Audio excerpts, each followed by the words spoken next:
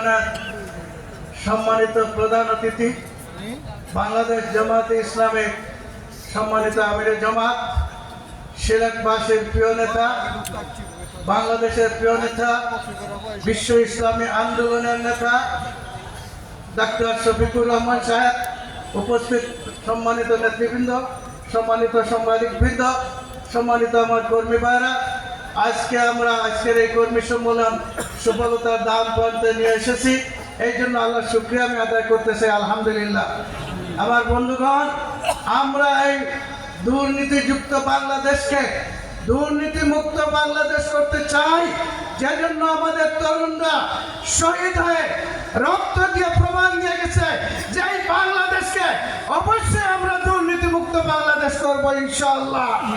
সুতরাং সেই দুর্নীতিমুক্ত বাংলাদেশ গড়ার জন্য বাংলাদেশের জনগণ আজকে জামাত ইসলামী দিকে চেয়ে আছে।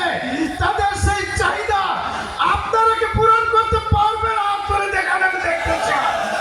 আমাদের সম্মানিত আমির জামাত এখন দেশ এবং জাতির উদ্দেশ্যে, আমাদের কর্মীদের উদ্দেশ্যে দিক নির্দেশনামূলক বক্তব্য পেশ করবেন।